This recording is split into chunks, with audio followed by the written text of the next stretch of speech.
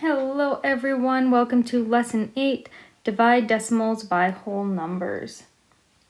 So our objective today is I can fluently divide decimals by whole numbers by using the method bring the decimal up. So again, focusing on fluently, being able to do it over and over again well. And we're dividing decimals and whole numbers. So not decimals with decimals, decimals with whole numbers. And let's just do a little bit of a reminder. We don't have any vocab today, but reminder of what is the name of the number on the outside of the division problem. So what is the name of this number?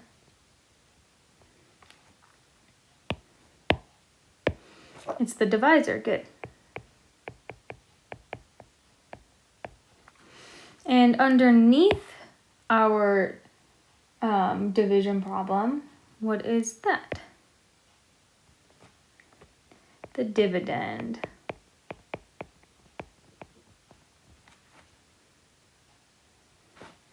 And finally, at the top, once you divide the dividend by the divisor, what is the name for the answer?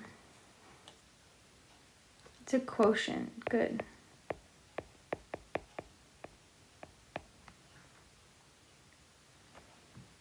So that's just a reminder. Let's move on to the actual unlock the problem. All right, so unlock the problem, we have to divide 3.48 divided by 3. So remember when you need to divide, when it's written out this way, when it's written out 3.14 divided by 3, think about what you're saying. What is being divided?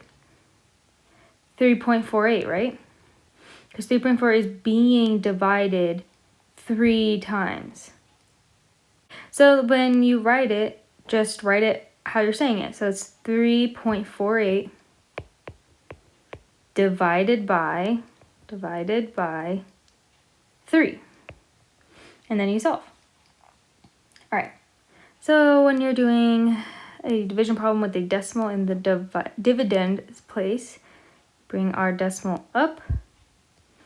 3 can go into 3 one time. And our decimals are already brought up. 3 can go into 4 once. 3 can go into 18 6 times. So our final answer is 1.16. Or 1 1600ths. And that's your final answer.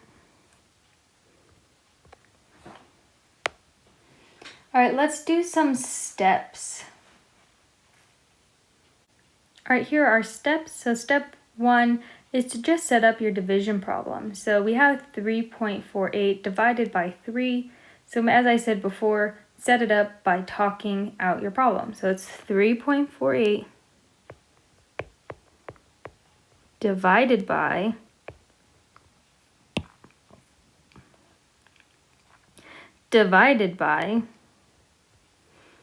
3. Oh, no. Step 2 is to begin solving. So you just begin solving your problem like normal. And when you get to the decimal in the dividend, so remember the dividend is under your division sign. So when you get to the decimal in the dividend, bring it up to the quotient. So in our example, 3 can go into 3 one time. And now I've reached the decimal. So I've reached the decimal in the dividend. So I'm going to choose another color. I'm going to bring it up. See? Brought it up.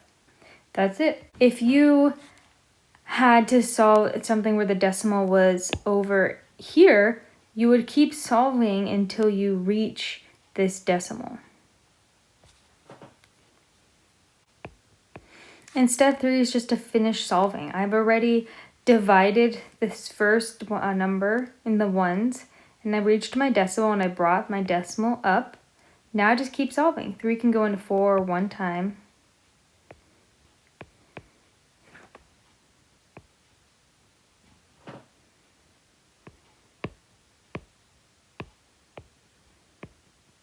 And 3 can go into 18 6 times.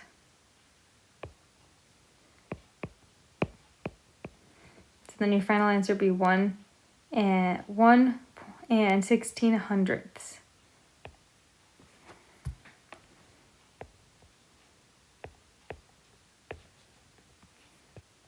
All right, so we have example 1, which is 42.13 divided by 7. So step 1 is to set up my problem.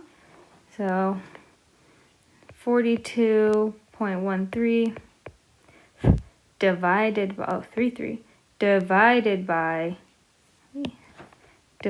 by 7. So I'm just going to start solving. 42, so how many times can 7 go into 42? 6 times. Now I've reached my decimal. So I'm going to bring it up. And here's my decimal now, and I continue solving as normal. 7 can go, well, I need to bring my 1 down, which 7 cannot go into 1, so it's 0. Can go into 13 one time, which gives us 6. And then we bring our 3 down. 7 can go into 63 9 times.